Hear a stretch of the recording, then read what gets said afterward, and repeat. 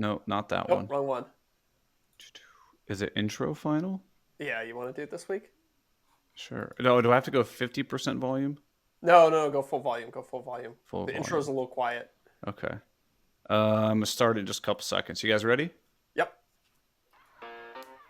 Welcome to Off the Cut, a podcast where we talk about building, making, and answering all of your questions. I'm Eric from Spenceley Design Co. And I'm Zach from Zach Builds. If you have a question that you would like us to answer on air, you can send it to offthecutpodcast@gmail.com. You can find both of us on YouTube, Instagram, and unfortunately, because we have to keep up with the kids, you can find us on TikTok too.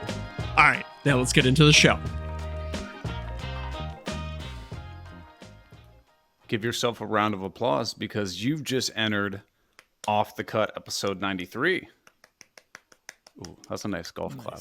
Where up in Toronto and here in Ohio today is known as Tuesday, December 5th, 2023, which means the Green Suiters podcast, the worst woodwork. Oh, God. Oh, you were going fast, too. You were I know. flying through that intro. The worst woodworking podcast in our space, available on Apple and Spotify. Still sucks. But you know what doesn't suck? Oh, yeah, I do. KM Tools, baby. Yeah, the fine selection of tools that KM Tool has, which is run by our good friend Jonathan Katz Moses. Heck And yeah. you know, what's his deal, Zach? What's his deal? Well, I'll tell you what the slogan of Okay. of KM Tools is. It's by woodworkers for woodworkers. Yeah. And what does that mean? And that means that anything on kmtools.com is either produced and made by Jonathan and his team, or it's stuff they have in their shop. So it's products that he personally likes. Yeah. And it's all good stuff. No hot It is. garbage like all the nonsense you see, especially this time of year on Facebook. Oh my lord, yeah. No, it's all high quality stuff, no volume stuff, no cheap China stuff that he gets a good deal on that he can mark up like crazy. It's all high quality products. Yeah. Plus, a portion of all their profits go directly to the Katz Moses Woodworkers with Disabilities Fund, which helps get tools and resources in the hands of those who need it most. And every single month, we're giving away a $50 gift card to KM Tools. All that you have to do to sign up for that is join us on Patreon, and you're automatically entered to win. Nothing else.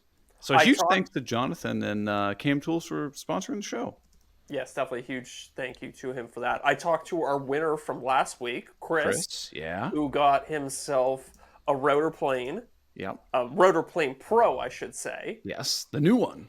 The new one. He also got a $50 gift card, and earlier today I sent him out a bunch of off-the-cut stickers, some Zach Build stickers, and so he's hooked up. And my favorite part about this whole story is he's the lowest tier of Patreon supporters, so I think he pays $3 a month. Right. So he just 100x'd his investment on this podcast. Right. Oh, yeah. Right. Yeah.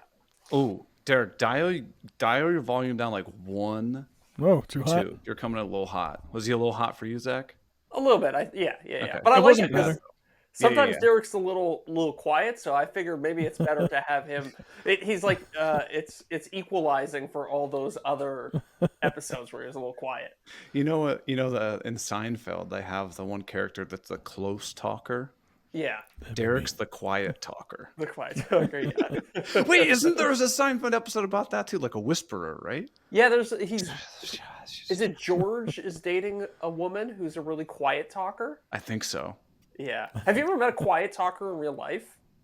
Oh yeah, there's a girl that I work with. Well, I don't actually work with her. She's in the same company. Has been on a couple like phone calls, and like when she talks, I have to jack up my volume to like 75, and I still can't hear her. Do you think is she like that in real life too? Have you ever met this woman in real life? No. Okay. So I'm maybe it's just fortunate to technical not difficulty. have met the vast majority of people I work with. Yeah, so actually, can we roll back? Well, you might not want to talk about this online. I don't care. So did you start your job as a remote job, or did you used to go into the office? No, I used to go in the office for like 2 or 3 years. Okay. So you don't know any of these people, even though you went to the same office for them for 2 or 3 years? So The predominant folks that I interact with on a day-to-day basis are like the sales folks. Hmm. Um, so they're remote and they travel like crazy. So I've never met most of them. Okay, that makes sense. I've met my boss and then my other counterpart. Um, the vast majority of the other people that I talk to, I've never met. So you just work in this little social island where you don't Yeah, have to deal with most of the business? great. And I've never Yeah, turned that my sounds pretty camera on nice. at home either. Oh, that's nice. Hmm. Yeah. I need to get a job where I don't have to talk to anybody else, where I can just be alone at home. No, Zach, you're trying to get out away from the remodeling and I know. contracting and stuff I like that. know. Like I know. you don't need to be adding a job. Well, my YouTube job is perfect for me because I just do exactly what I say. Like I go to the shop, I work on my little nerdy video game projects. I come home, I record little Right. segments, and I edit. It's great. I don't ever have to see anybody or do anything I don't want to. It's perfect for a shut-in like me. But it's a pro and a con because like Yeah, I, it I is. tell Miranda this. Some days, like I'll say goodbye to her in the morning or whatever. I could literally go until 6 o'clock at night when she comes home, and Mhm. I have not opened my mouth and spoken a word, and Oh, it's weird. yes, I do that all the time. And And then then you when she finally comes speak, and home, it's like, Yeah. yeah, exactly. Are you like a little weird when she comes home? You're like, oh, sorry, I'm out of practice. I don't know what I'm doing with my mouth. Well, hell.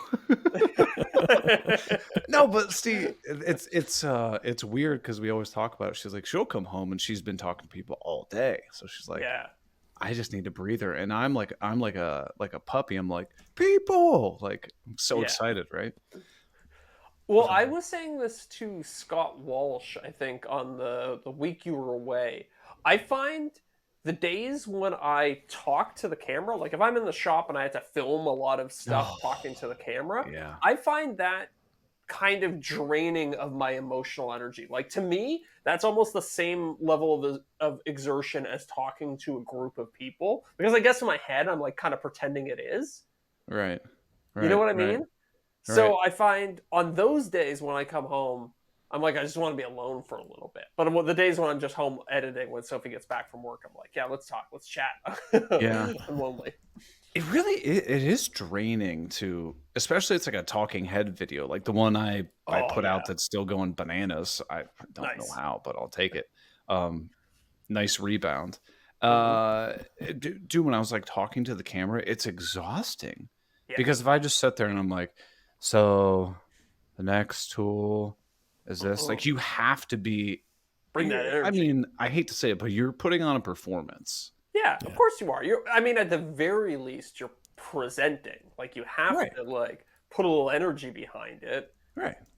If everybody think back to the last time they saw somebody speak in public and the person was super low energy, Right. you just want to get out of there as soon as possible. So even if you're not, acting, you're still kind of putting your, I don't know. There's like you put on like your presenter voice or whatever. I like the term Yeah. presenting. I think that sounds better. Yeah, yeah. Ugh. Like a baboon. Like a baboon.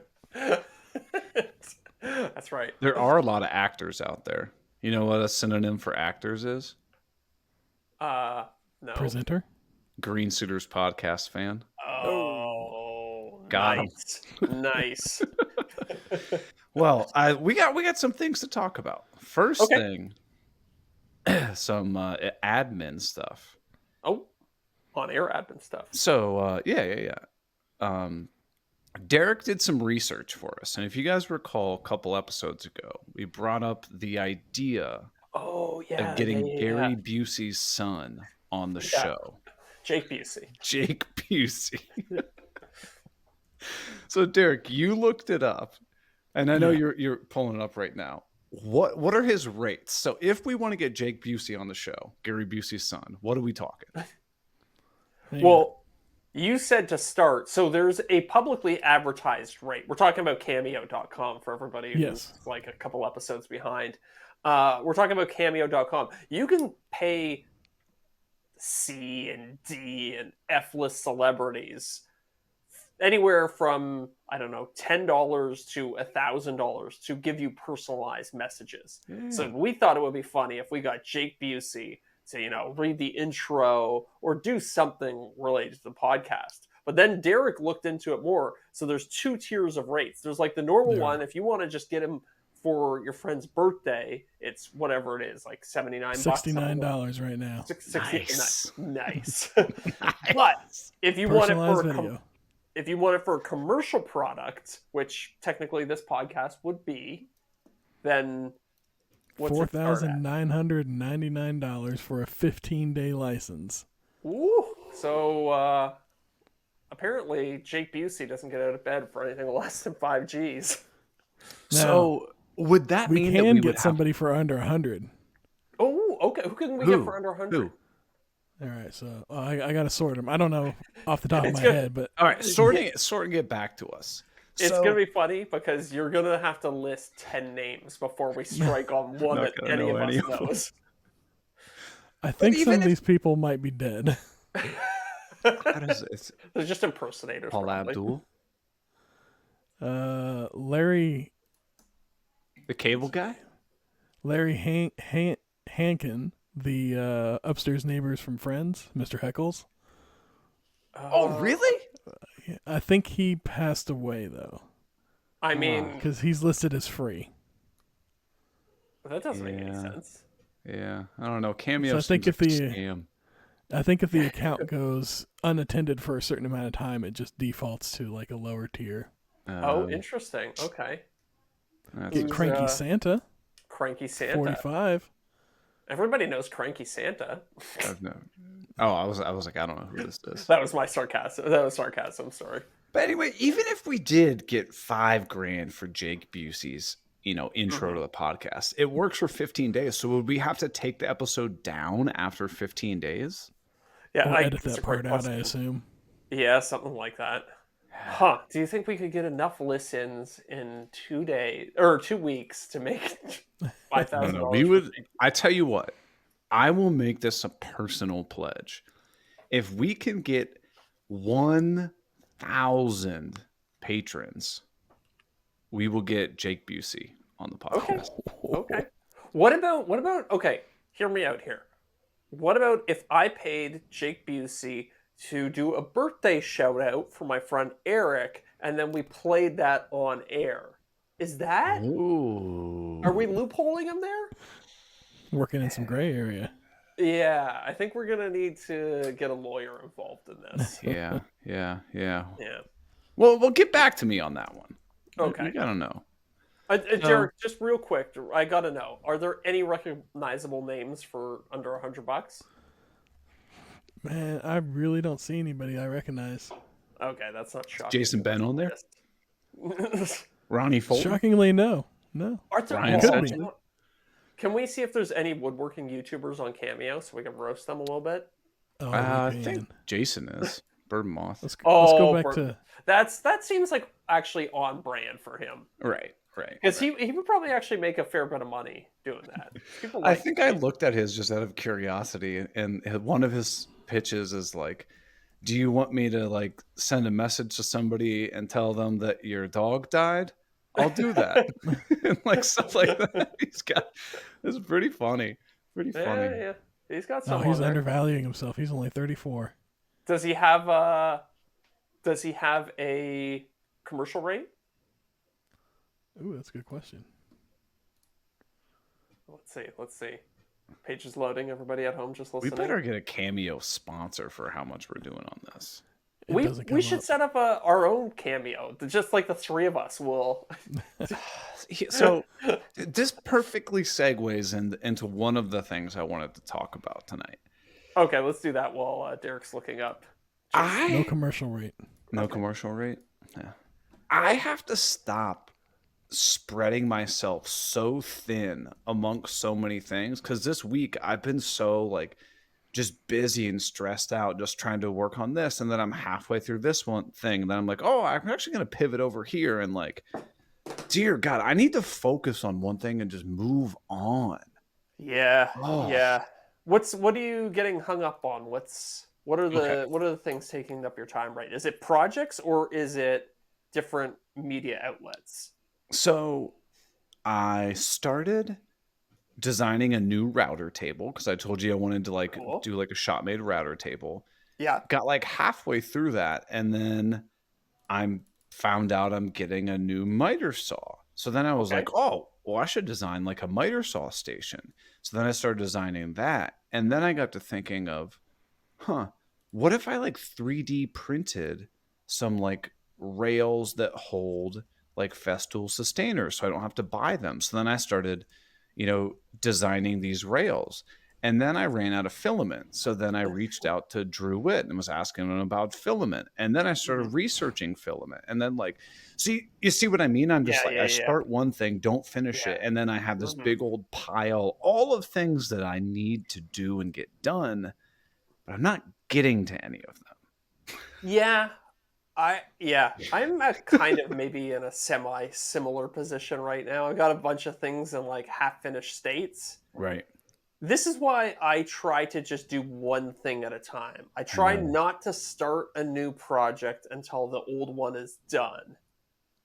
It's tricky sometimes because you hit roadblocks and you're like, oh, I'm waiting for this hinge to arrive from Germany for this project. Sure. So you can't just bring everything to a standstill while you wait for that hinge to arrive. So you start something new. Right. And then you get halfway into a project and oh, the hinge shows up. And it's like, oh, what do I do now? What do I do now? So it is hard to kind of pick the thing that's most important for you to be doing at any given moment. Yeah. Yeah. And I think that's what I'm struggling with. And then Yeah. on top of that, we're also planning wedding stuff. Right. So, and no fault of Miranda whatsoever. She was like, "Hey, do you mind like looking at like hotel blocks?" And I was like, "Absolutely, no problem." So then now I'm focusing on that too, and like I'm Hmm. getting calls about stuff like that, and then trying to figure out stuff for Christmas and like other holiday plans and like all this stuff. I'm like, I gotta just stop and just focus. And then you have the day job on top where that's Yeah. crunch time to get all this stuff done. And I'm like, Yeah. Yeah. oh, you want to know Yeah. the worst thing is I told you I hired a company to like redo my website on Shopify and stuff, right? Sure. Yeah. So we've been going back and forth and they've, designed it and got it all set up and whatnot. And I'm like, okay. And then obviously for my own sanity, I like to still go in the background and understand, okay, you put the products here, then does this and this Hmm. and I'm like, oh my God, they did it, but it's not clean at all. Like Oh, the interesting. back end isn't clean. Okay. Okay. So Do if you I think they just didn't care? Like, are they trying to push it through I super quick? think, yeah, It just got a little sloppy on the back end. They yeah. made the front end look real nice, but the back end's a little bit of a rush job. Right, right, Okay. right. Okay. And I mean, full transparency, I'll just tell people I paid $2,000, which Okay. in website development Yeah. is probably on the bargain side. Yeah, I'd Hmm. say so. But That sounds cheap to me, but yeah, not like ludicrously cheap, but on the Yeah, cheaper end. not Fiverr cheap. right. Yeah. But you're probably thinking like, the website's probably gonna be fine. And it was more of like I wanted them to do the legwork of like bringing all of my products over, so I just wasn't endlessly copying and pasting and whatnot. And then I kind of discovered I'm like, okay, they did it, but I'm gonna have to go and basically sort this out and get it situated. So Mm, the framework is there, like I understand how the Shopify platform works and whatnot. But now I'm like, okay, well now I have to do this. yeah. But I really don't have to do it because my website currently still operates fine.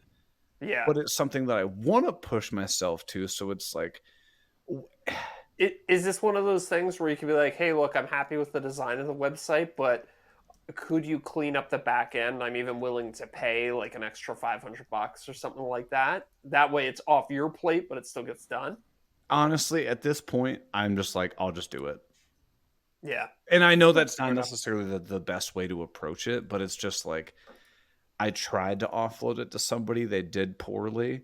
Yeah. And See, this is where being like a little bit of a perfectionist and also kind of having enough skill in all these different areas kind of makes you realize when somebody else is not doing the best job that they could. Because Yeah. if you were a complete imbecile when it came to web design and I guess more website administration, Right. you might see their spaghetti code in the back end and be like, "Yeah, whatever, it works, it works." Right. But you've actually done it enough that you have a little bit of expertise in that space, and Right. now you can see like, oh, even I could do that better.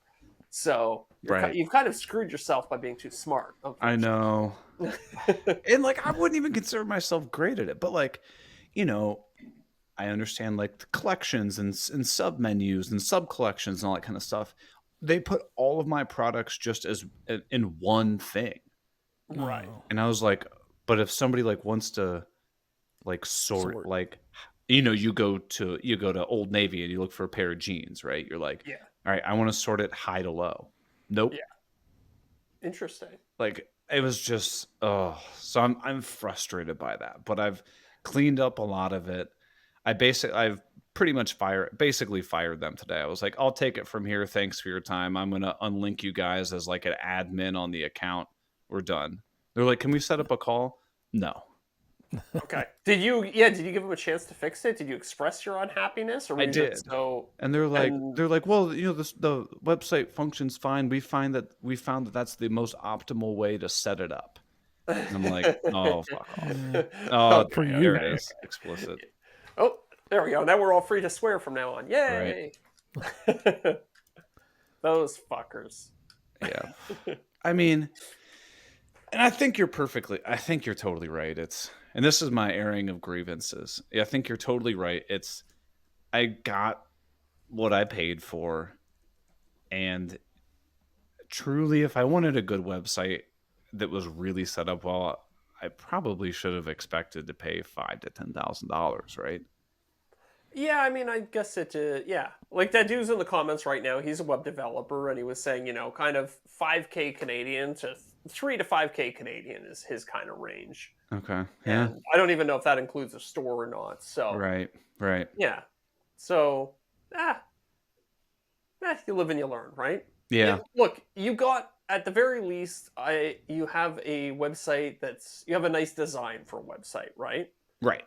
You like the design of it, so at least that's Yeah. something. You're coming out of it. Maybe the back end's not as tidy as it could be, and maybe you could hire somebody else to fix it for you. But at this point, maybe it just makes sense to do it yourself because you are a little bit of an expert in that space. Yeah, and honestly, like I've got most of the back end stuff situated now. Now it's just kind of like front end design, which isn't terrible. It's really not too bad to do. So I think I'll be all right. Good. It's just I'm the reason I'm bummed about that is because I was excited. I'm like, okay, I want to link that to YouTube and Instagram, and then like start getting my plans on there, and then I want to start being able to sell 3D printed files. And I'm like, Eric, slow down. Yeah. Just yeah. get one thing working really well, and then move on. Yes. Yes. It's a good lesson for people to learn starting, a content business or any business. Do one thing well. So you just get so overwhelmed trying to spread yourself so thin between all of these different tasks. Right. I mean, it could be the same thing if you're building custom furniture. Like, oh, I want to start baking chairs, but then I want to make coffee tables. But I also think I want to do cutting boards. Just focus on one. Yeah, there was a good book about entrepreneurism that I read. I think it's called 0 to 1. I think That sounds familiar. Yeah. Who's it by? Yeah. Blake Masters and Peter Thiel. It does sound familiar. And I think this is the book that I read where I learned this lesson, but they talk about MVP or minimum viable product. And the whole idea is like, just do one thing, focus down on doing one thing that you can accomplish. And then build up from there. And then I think that in the similar spirit, it's like do one thing well before you start trying to diversify into other things. So it's a good lesson for anybody who wants to start a business in any field. I think that mindset that you constantly hear now of the just pedal to the metal, just go, grind. Like, I disagree with it. It's accurate in some ways, I guess. I'm still a believer that hard work pays off. Oh, for sure. Once you find something, that you're good at, you can work away at, and you can build a business for yourself. But I think it's also leaving out the part where you got to get good at doing something before you start, Yeah. grinding all the time in a million different directions. It's better to be focused like a laser beam. Yeah, I Yeah. think, but it's my own. It's my own doing. It's my own doing. Uh-oh. Did we lose Zach? We lost his audio. Zach's mic came unplugged. Here we go. This is good podcasting material. Well, we'll get him. We'll get him back on. And we are back. Sorry, everybody, for the technical difficulties. The battery on my microphone pack died. Ooh. Well, we're back, baby. We're back. This is the downside to using the same microphone for the podcast that you also use for video recording, because I ran down the batteries recording something, and I guess I forgot to charge it, and then just threw on my camera to go tonight. Oopsies. It happens. Well, anyway, enough about me complaining about what I've been attempting to work on. What have you been working on, Zach? You said you're stressed out. You're working on all kinds of stuff. Yeah, well, okay, so I spent last week, I think on the podcast, I talked about electroplating, right? This is something that I really want to try. So I'm gearing up to electroplate some 3D prints. Did you do it yet? So I went over to my friend's workshop. He got a job to electroplate this set of old antique knives. So I was like, you know what? And it completely unrelated, just crazy coincidence that he got this job at the exact same time that I got interested in electroplating. Right. So he gets all the equipment over in his workshop. He gets the antique knives. I go over. I spend a couple days doing it with him, trying to learn the ins and outs of it. I figured I can practice on his stuff, and then when it comes time to do mine, I'll actually have a little bit of experience under my belt. Yeah. And it's an interesting process, man. So basically, you get a big jug of distilled water, or a big bucket filled with distilled water. You put copper crystals into it. You put battery acid into it. Then you put your part wrapped in a conductive wire into the middle of the tank. You put 2 electrodes on the, kind of at the, 12 o'clock and 6 o'clock position. Sure. And then you run a current through the electrodes into your parts, and then back to the power supply. And it slowly causes the copper to condense on whatever item it is you have in there. Huh. Yeah, so it was and it's fantastic. Like, it's crazy quick. Like, we dipped parts in, and you could pull them out 30 seconds later, and they would have a thin layer of copper on them already. And is it pretty like stout? Like, once it's on there, is it like it's not coming off, or is it like is it like gold flaking? Yeah, so we got kind of screwed up because as it turns out, there's probably 3 or 4 different ways to electroplate something. And we were told that the antique knives we were working on were made out of nickel. So, but they had been water damaged. That was part of the reason that he got the job to restore them. So they were also kind of corroded, and the nickel was flaking away in some areas. So on the nickel, it stuck like crazy. But on the other areas of the knife where it was kind of corroded, there was some pitting. The electroplating wouldn't stick. So it was actually a frustrating day for us. But if I were to take a 3D printed part that I had properly prepped, that electroplating will be on there. Like, as well as, any paint bonds to any material. Yeah. Yeah, so it's definitely viable. It's got me really excited to do the full thing. Does it have anything to do with like how like porous like the material is? No, so I don't even. So you don't want anything porous. You want to polish it to basically a shine before you go in. Yeah. So you want to have it. It's a like a chemical process. I guess maybe on some level, because there is battery acid in there. Maybe it is very finely etching the surface to get better adhesion. I don't really know. It's kind of magical, to be honest. Yeah, I mean it's super interesting. Yeah, so I'm very excited to try it, because basically at the end of the day, what you can get out of it is you can 3D print parts and then have them look, and to a certain degree even feel like they're made out of metal. Hmm. Hmm. Yeah. So And this so is the one you want to do the PS2 case for, right? the Dreamcast case for. Dreamcast. Yeah. Okay. So it's actually interesting. So copper is kind of the base, and that's the easiest thing to get to stick to a bunch of different surfaces. And then from copper, you can then plate on more metals. So if you wanted to do gold, you could do that. If you wanted to do silver, you could do that. If you wanted to do nickel, so there's all these things that you can add on top of copper as well. Oh man. See, now this gives me an idea. Do you have the ability to like basically 3D print, and I'm using air quotes, premium objects and like plate them and be like, oh, this is a 3D printed, I don't know, I'm making this up, a bracelet, and now Yeah. this bracelet I can charge you $700 for. You know what I mean? Like, Yeah, yeah. I mean, uh, I think so. I mean, it's I guess setting the price point's kind of up to you, but you could definitely make a gold ring that was 3D printed. and it would look like a metal, like you get like something you'd find at a jewelry store. Yeah, yeah, It would exactly. I cost you saw so 25 cents to make. the example I saw was somebody printed the Lord of the Rings ring. Sure. Yeah, that's what I was thinking. Yeah, and then they plated it in gold, and it looked awesome. But it seems like the setup isn't conducive for one-off items. It's gonna be a lot of work for just one video game console case. But I wouldn't do it if I were in some sort of production environment. But for a YouTube video, I think it's Oh gonna be yeah. a I mean, blast.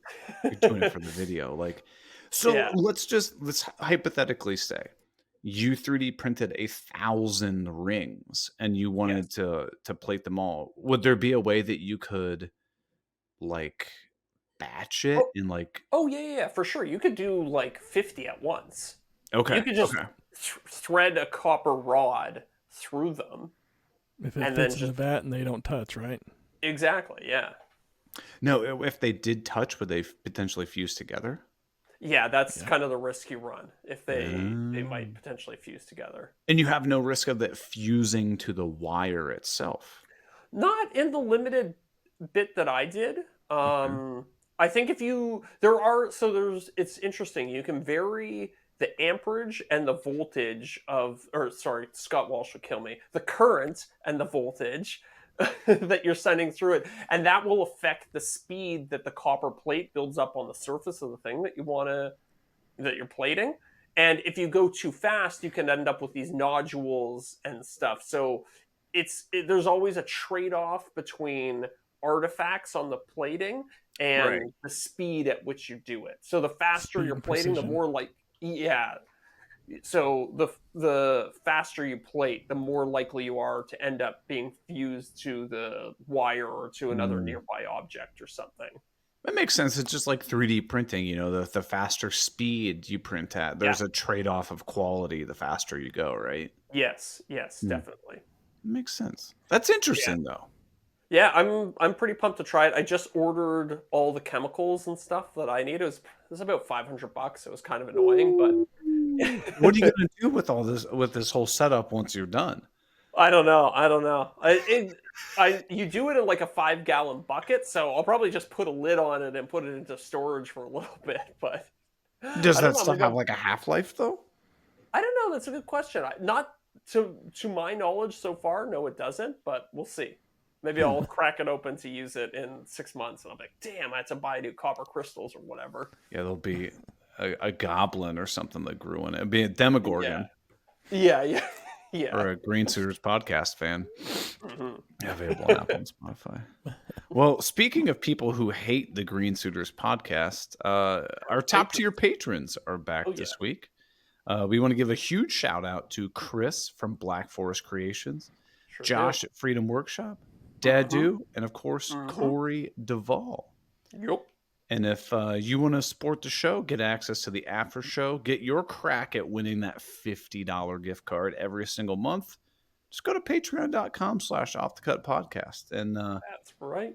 I was actually chatting with one of our patrons today, Gary Furness.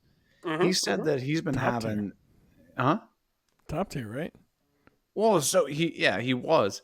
He he was telling me that there was some Patreon issue where he got kicked off of several Patreon things, and Oh, he couldn't figure it out. I've not been kicked off any of the Patreon things that I support. I've not had any issues with it, but it seems like a lot of people are having issues. So again, Huh.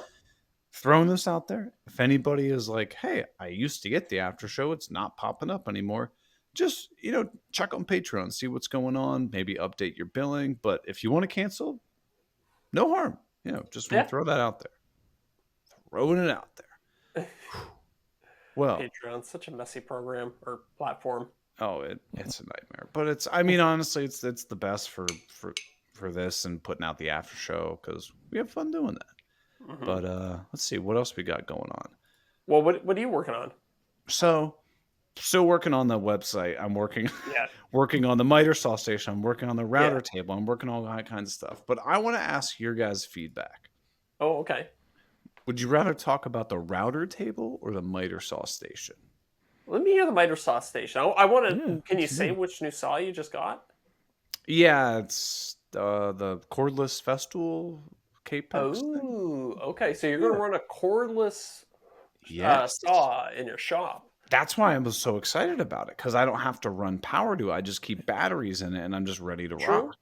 True. You don't use it My all the ex- time, so Right. Yeah. My experience is that the cordless saws are a little bit slower to speed up Yeah. to get up to their. I've never used the Festool one though, so maybe they got to figure it out. Is it 10-inch blade or 12? 10-inch, yeah.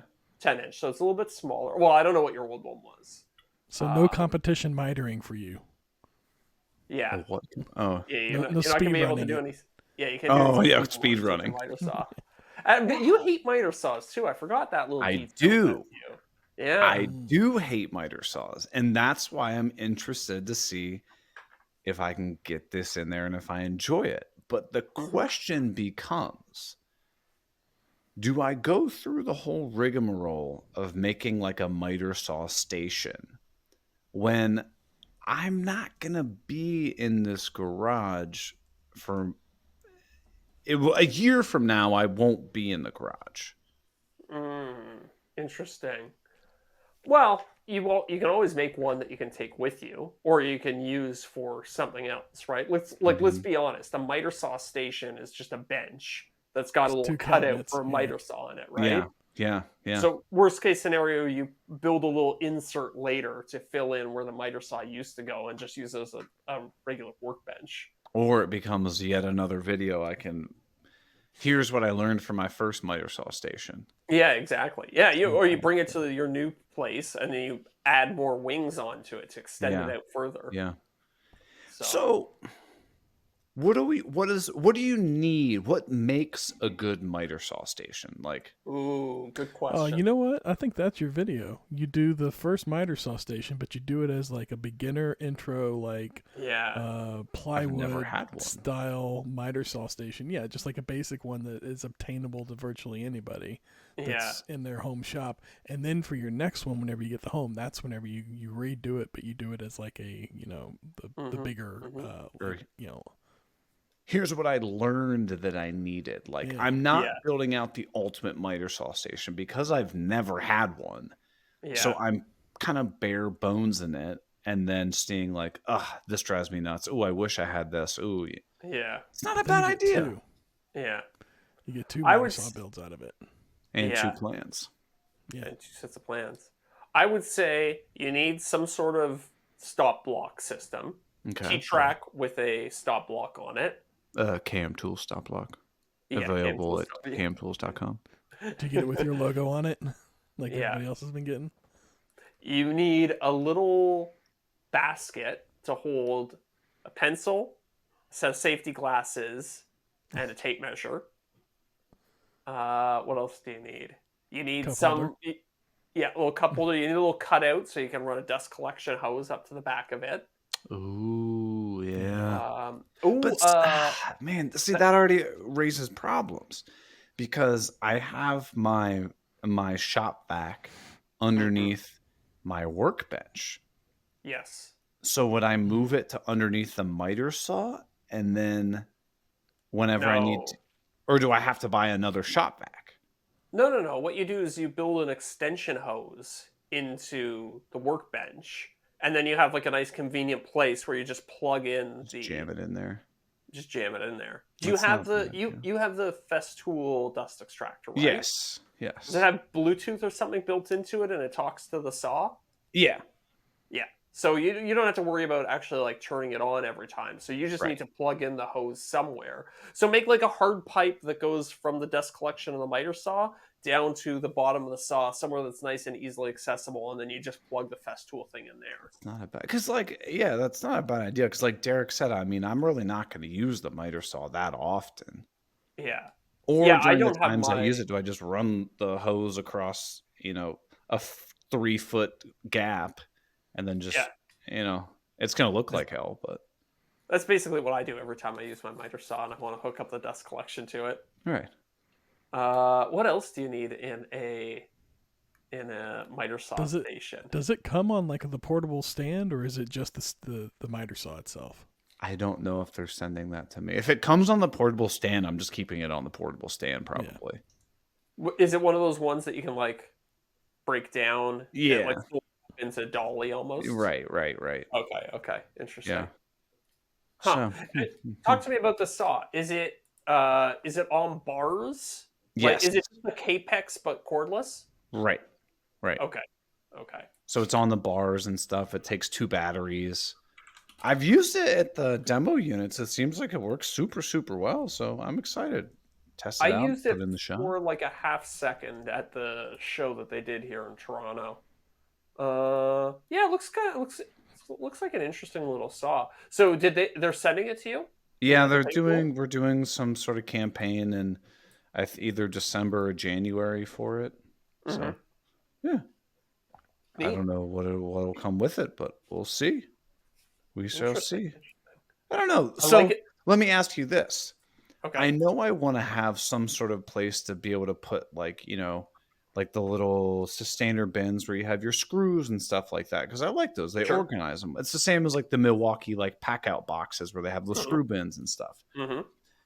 Is that too much for the quote beginner miter saw station? Well, what's going to go in the sustainers? Is it going to be stuff related to the miter saw? Because you're talking about screws and stuff like that, right? I just need a place to put like the screw bins and whatnot. It's Yeah. more just general Interesting. storage, or do I just do like open shelving for this one for somebody who's not trying to get into learning how to make doors and drawers? They just want like a Yeah, I would say for the beginner one, don't do any sort of integrated Festool storage system because basically no beginner is going to have a yeah, Festool. alienates everyone out of that. Yeah, exactly. Makes You sense. want it. You're catering to somebody. Like, let's face it, most beginners have a hodgepodge of tools from different brands. It's kind of just stuff they've accumulated over the years, right? So maybe just Yeah. like doors where you just kind of open up a door and it has like open shelves. I think Yeah. so. I think that's probably the best. And also because from your point of view, you're selling plans. If your plans are tailored to Festool products, anybody who doesn't have a Festool is immediately like, why would I buy these plans? They don't apply to True. me. And I think Presumably, go ahead, Derek, sir. I was gonna say, presumably you've got 3 cavities under your miter saw station, right? Sure. Yeah. So you're gonna do 3 doors, right? Yeah. You could do 2 doors and drawers underneath of it, and then in your plans have the option to either do doors Ooh. or drawers, Mm. and then make all the drawers one size, make all the cabinets the same size except for the height being different in the middle one there, and so it's Yeah. kind of modular in that way that then the user could pick which one that they wanted to do. If they just want to go the basic route and do doors, they could do doors on all 3 of them. But if they want drawers, then they'd have the option to go ahead and add drawers. And Not then a you bad would do idea. it with both. And then what about this? What about if you had some sort of 3D printed file or some other secondary file that would allow people to upgrade to sustainer storage? Yeah, there What you if go. you had like the sustainer? Oh, he's reaching for something. Is he already working on this? Yeah, there you go. So Exactly. these little guys here, They're the same thing that Festool sells, but it's a smaller kind of 3D printed home version. So Hmm. you jam your sustainer in the front, and it kind of like locks itself into this little rail. Yeah. And I can print these out for like $1 Yeah. a piece. So what you And do is you just have you have a drawer cabinet, yeah, or That like a cabinet happens to that's be the right devoted, width. happens to be the right width, and you say, by the way, if you want to pay $3 or whatever, $5 for my 3D print files, you can throw your sustainers in there. hmm. See, and now this is where I start. See, I had this exact same idea, and I'm glad you guys thought the same thing. But then I start thinking, well, do I want to sell the 3D print file, or are the majority of people just going to say, just send me the damn part? I want to buy the Interesting. part from you. The I mean, problem is Festool sells these for $10 for a pair. right. If I were to print that, I'm never going to beat that price. Yeah, No. you're like $2 in plastic, say, or maybe $1 in plastic, something like that. Right. And then your time to put it in a box, take it to the post office, and ship it out. And then they'd have to pay shipping, whereas Festool stuff is always free shipping. Do they do free shipping even on their little $10 part? I think so. Well, you have to get them in like an 8-pack or something like that. So it Gotcha. ends up being like Gotcha. $80 or whatever. Yeah, I don't think you're going to beat Festool there. And also, just saying, you're partnering with Festool. They might Yeah. frown on you selling a product that technically takes away sales from them. Yeah. Yeah. I don't know. But selling the 3D print files, like a little bit more of a gray area. Honestly, I think you sell that 3D print file for like $5. And I mean, not that many people have 3D printers. I guess that's the downside, right? Right. Right.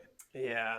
And see, and then that perfectly draws back into that's why I want to get this website set up so I have the ability to do all that kind of stuff. You like Yeah, sell definitely.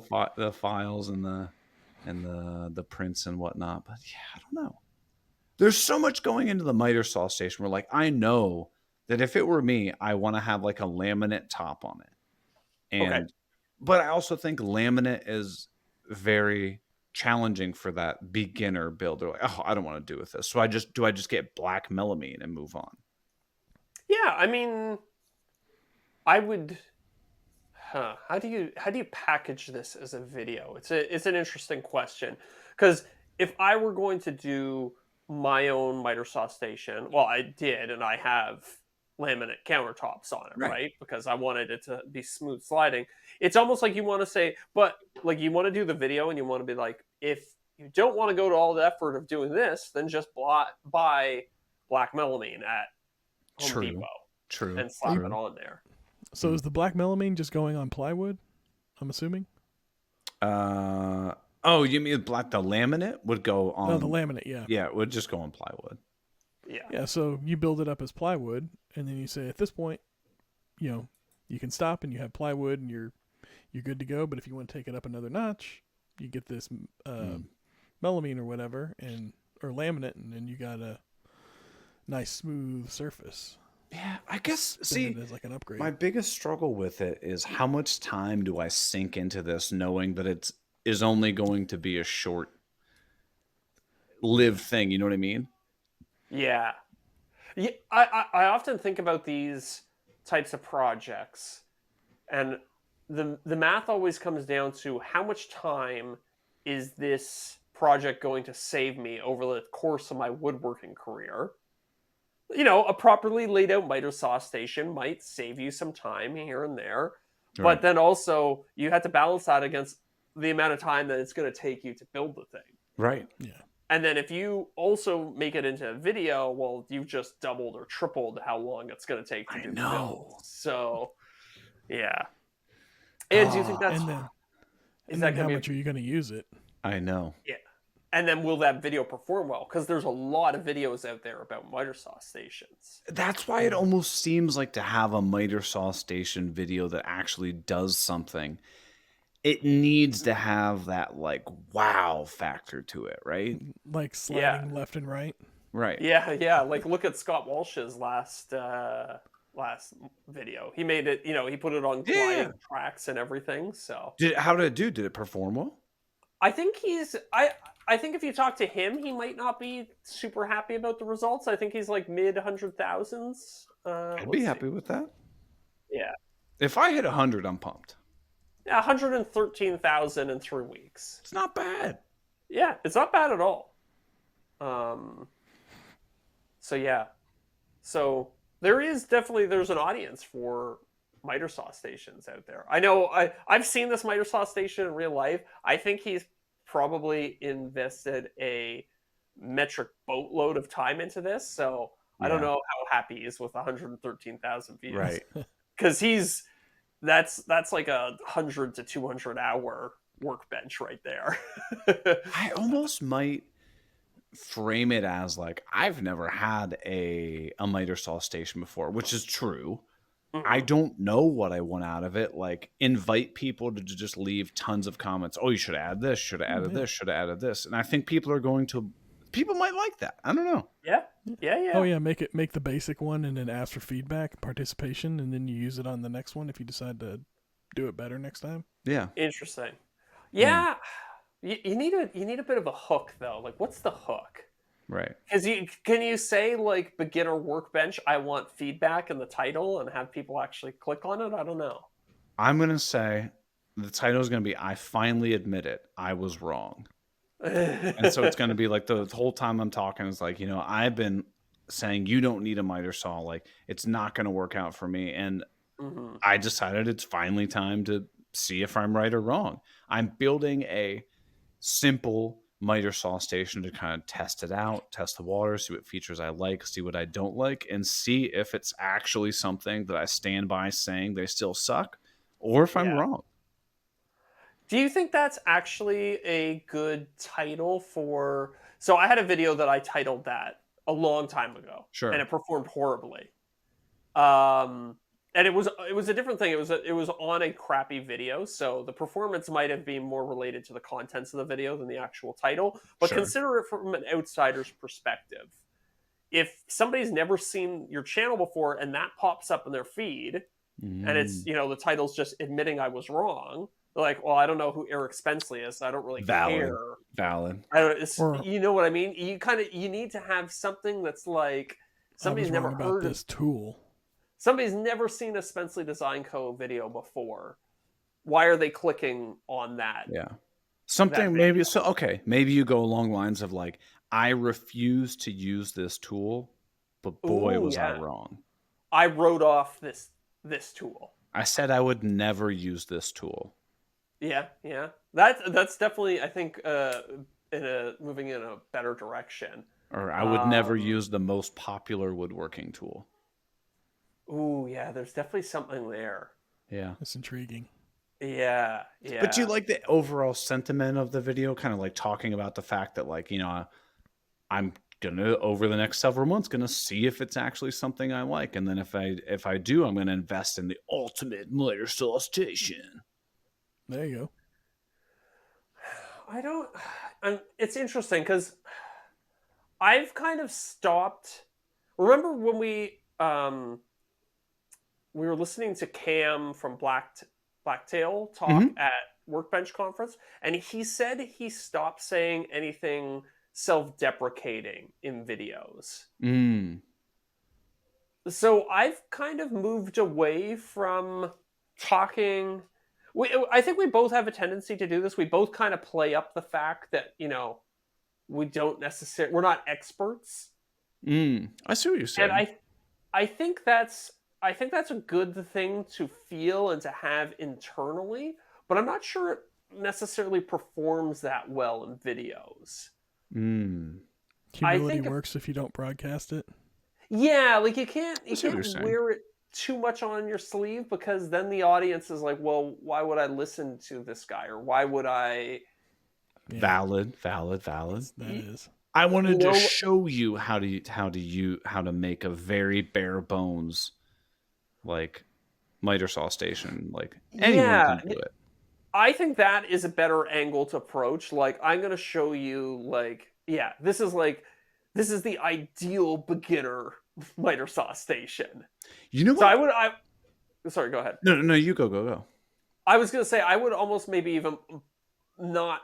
I don't think I would play up so much the fact that it's your first miter saw station. You've never used a miter saw before. Like that might be a fun detail to have in there, but I would still like, I don't know, like 5 years into my woodworking journey and I finally made a miter cut. yeah. It's interesting you bring that up, Zach, because the one video that I did that I didn't think was going to do anything last year was I did it with Craig. It was a single sheet of plywood workbench. And the whole thing in that is I started out basically, I think the title was The Biggest Lie on YouTube.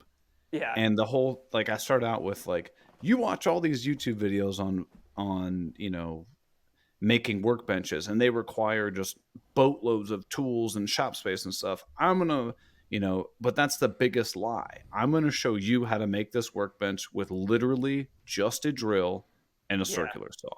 Yeah. So like almost kind of hit it by that. And that video's done great. It's several 100,000.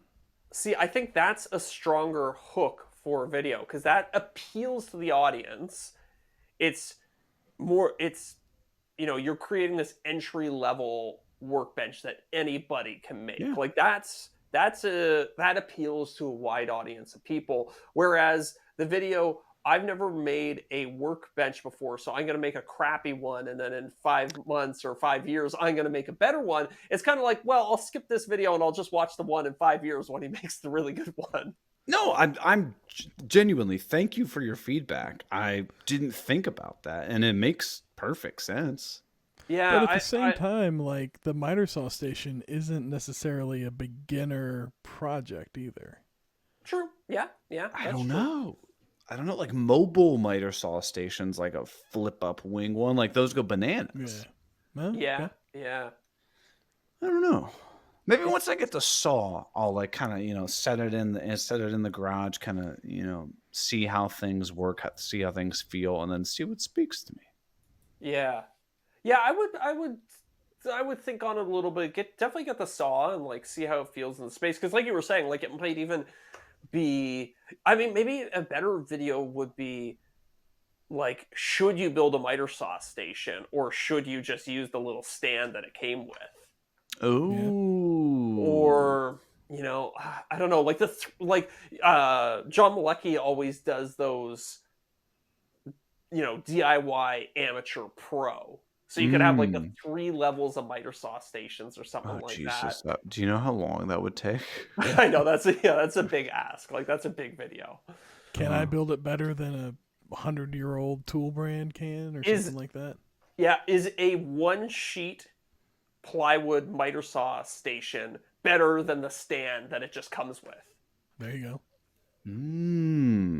Like I build a miter saw stand out of 1 sheet of plywood or something like that. Or maybe, you know, like the Festool stand costs, let's say, $250 for the sake of argument. Okay. Can you build a better stand for $250, or should you just buy it? Because the Festool stand is nice. It doesn't have storage, but like it's got stop blocks. It's got like the wings. It folds up. So I'm gonna look this up. Okay. Buy it or build it? Question mark. No, I like that. That's not bad. Okay, sawing. Capex cordless. There's an error loading the page. Come on, Festool. Don't you know we're trying to do a podcast here, Festool? The underframe. Okay, it's called the underframe. I can't load it. Okay. Festool Capex underframe. It is $1,000. Oh my god! Well, okay, you can definitely build something. Okay, but maybe like factor in your time or something. Like, you know, give yourself an hourly rate. Yeah. So the stand is $630. Okay. And then the wings are $695. But if you get it together, it's $1,000. Okay. Well, there goes the idea of that. Can I build it cheaper? Well, no, but say like maybe give yourself like an hourly wage of $50 or something like that. Oh, I should do it $150, and the people get so mad.